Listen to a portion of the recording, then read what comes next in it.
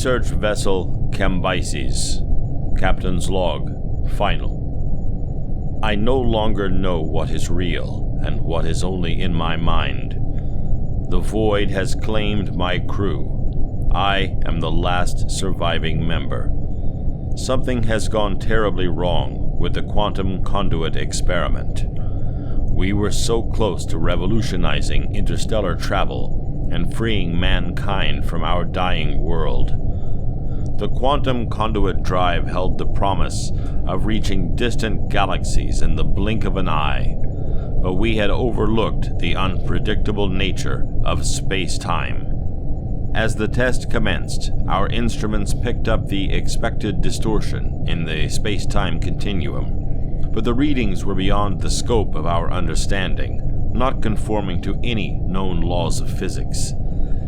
This was a rift in the very fabric of reality. We had stumbled upon something entirely new, and as scientists, we were both terrified and ecstatic. Caught in its gravitational wake, the Cambyses was pulled into the rift. Data flooded across our monitors, and the sheer mathematical beauty of it was breathtaking. Minutes turned into hours, and when our ship re-emerged, we had enough data to rewrite our understanding of the cosmos. But we had brought back more than just data, and we all felt it. An unsettled feeling, something we had brought back with us from the rift. This was soon washed away, though, in the initial jubilance over the success of the experiment and the invaluable data it had garnered. This was going to make careers, and the crew was buzzing, trying to analyze just what it was we had found. But soon, the ship started experiencing unexpected failures.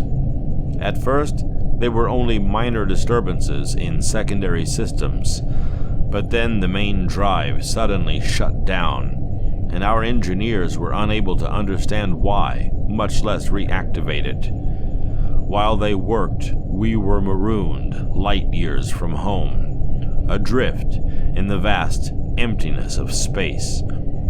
The lonely isolation of deep space plays tricks on the mind, so it was no great surprise when the crew started feeling its effects. We all did.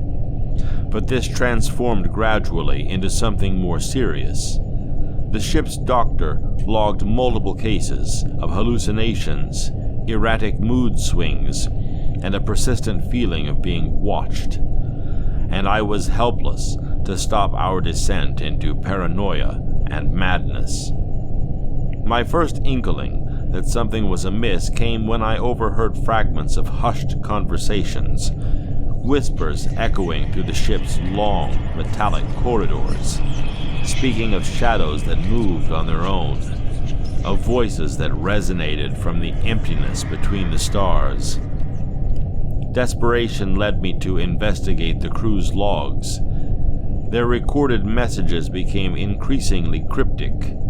They spoke of wondrous sights beyond comprehension, of cosmic landscapes that defied imagination.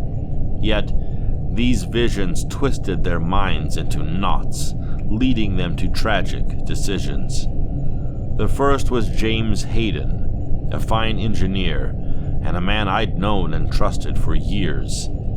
He became mesmerized by what he described as a cosmic ballet of stars, and he believed that he could join. He jettisoned himself out of the airlock, convinced he would join the ancient cosmic entities who spoke to his mind.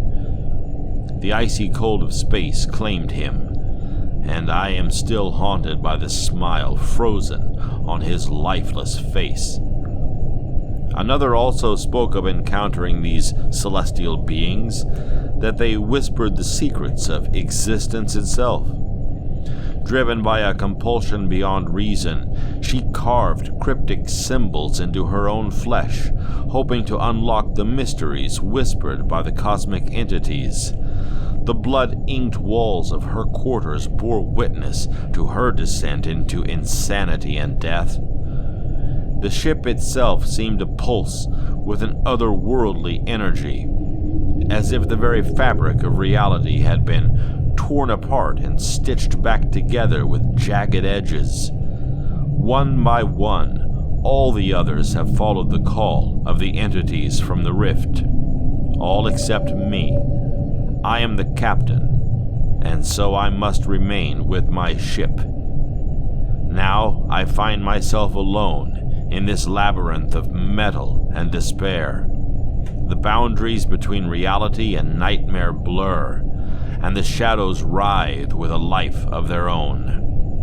Whispers beckon me into the unknown, promising revelations that claw at the edges of my sanity. As I speak these words, I can feel the pull of the darkness. It wraps around my consciousness, a suffocating embrace that urges me to surrender to the enigma beyond the stars.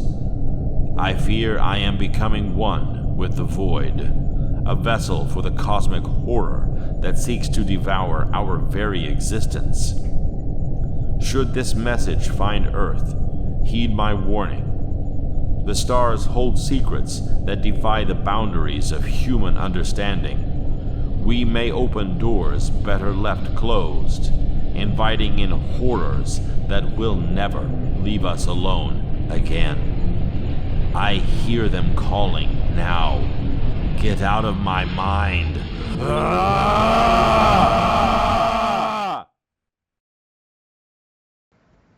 Thanks for listening. See you next time. If you enjoy our videos, please remember to like, comment, and subscribe.